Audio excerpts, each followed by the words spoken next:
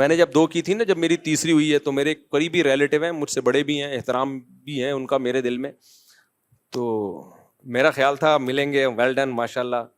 ایسے مجھے دیکھا انہوں نے، کیا ہو گیا 2 سے دل نہیں بھرا تھا کیا؟ ایسے مجھے انہوں نے کہا کہ میں عزیز تھوڑی دیر کے لیے مجھے شوق لگا، میں بہت شرمندہ ہوا کہ یار میں شاید کوئی غلط آدمی ہوں.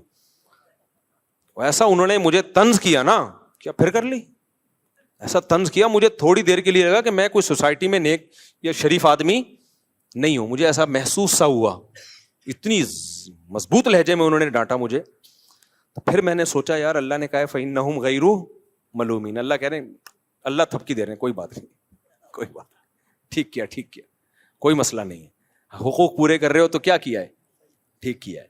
تو یہ میں نہیں کہہ رہا میرے بھائی، یہ اللہ کہہ رہا ہے کہ اگر کوئی شادی کر رہا ہے اپنے خرچے پہ کر رہا ہے، لڑکی والوں کو دھوکہ بھی نہیں دے رہا، اس میں پہلی والیوں کے ساتھ برابر کا سلوک بھی کر رہا ہے، اور تیسری کو گھر بھی الگ لے کے دے رہا ہے، اسی کے ساتھ ٹھونس نہیں رہا پہلی کے ساتھ، کیونکہ یہ سب چیزیں لوگ خیال نہیں کر رہے ہوتے، ادھر ہی ٹھونس دیتے ہیں.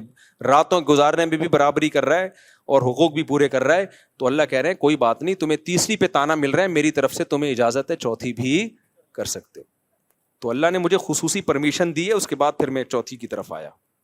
ورنہ جس طرح سے انہوں نے مجھے تانا دیا تھا نا، میں ایک دم شوق ہو گیا تھا، کیونکہ لوگ مبارکباد دے رہے تھے اور وہ آ کے انہوں نے کہا کہ 2 سے دماغ نہیں پھر کر لی.